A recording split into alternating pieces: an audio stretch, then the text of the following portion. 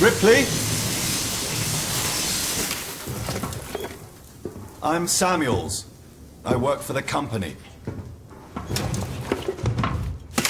It's about your mother.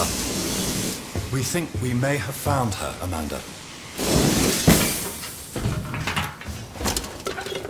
Hey people, it's Brett here giving you my review for Alien Isolation.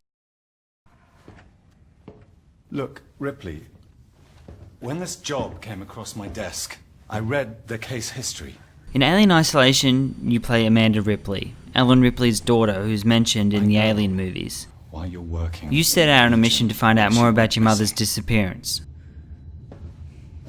You're still looking, aren't you? Taking place 15 years after the events of Alien, Amanda gets transferred to the space station, the Sevastopol, to retrieve the flight recorder from the Nostromo.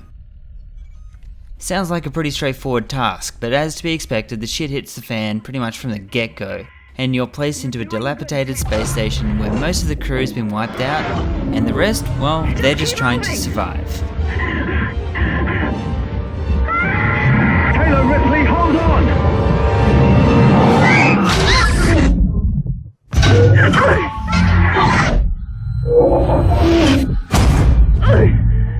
Alien Isolation is the new game in the Alien franchise that takes from its humble beginnings as a survival horror and shies away from what other games tried to focus on, such as the generic first-person shooter of the previous entry into its game's lineup by the way of Colonial Marines.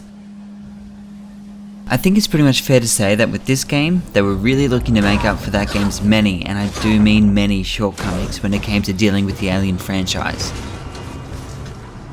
There is so much fan service in this game that if you're a fan of the original Alien movie, then you're going to love this game for its attention to detail, and for letting you be stalked by a lone alien that drops down from vents and chases you along corridors. The visuals in this game are just stunning, especially on PC, PS4 and Xbox One. And even though there isn't much in the way of variety when it comes to the corridors, it does bring across a great sense of being alone and just about helpless. With amazing lighting effects and great textures, the overall visual quality of Alien Isolation is hard to find fault with. In fact, the only issue I had at times was realizing that they must have hired a few sets of twins on the space station that wear the same clothes, just in different colours. This, however, was easily forgiven, as the human encounters you have on the space station are very few and far between. Sound design on this game is pretty much spot on, from the clinks and clangs of the space station falling apart to the stomps of the alien making its way through the vents above your head.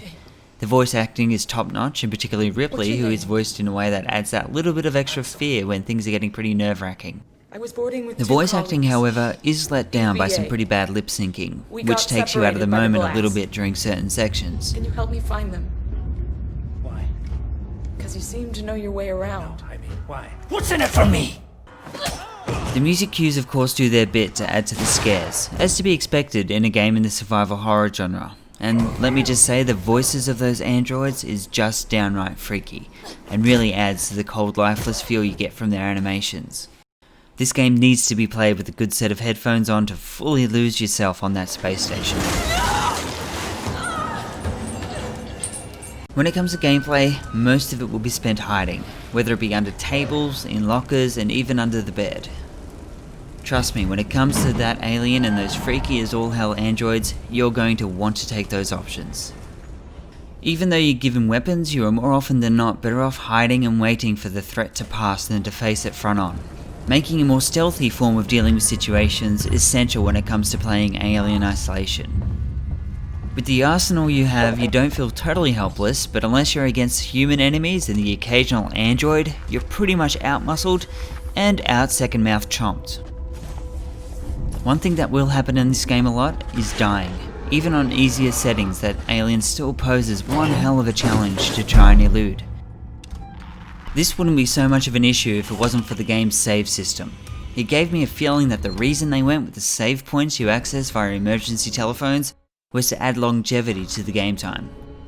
Nothing would be more frustrating than having done your best sneaking around, spending half an hour or more avoiding aliens and androids to get to an objective, only to die and find you have to do it all again.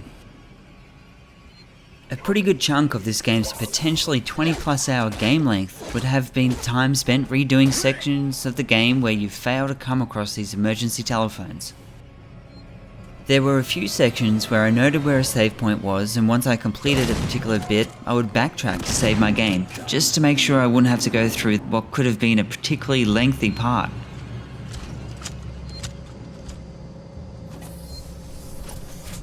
Strange.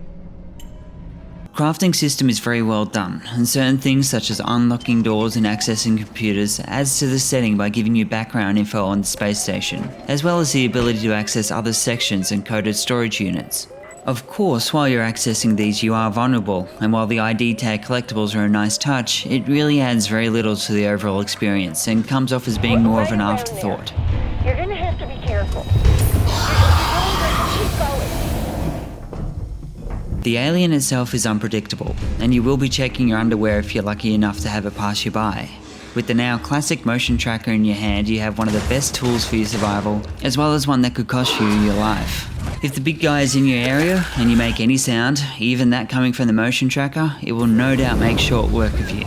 Its AI is really well done and can be used to your advantage, such as disposing of those pesky humans that are blocking you from reaching your goal. Just make sure you have a plan so it doesn't backfire on you.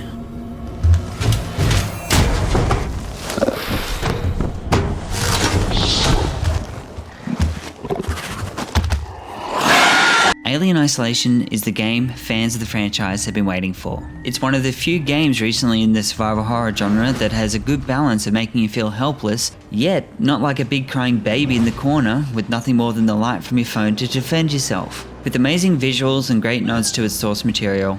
Its only real letdown is a save system that adds to an already long game length, which has me thinking twice about going back to replay it.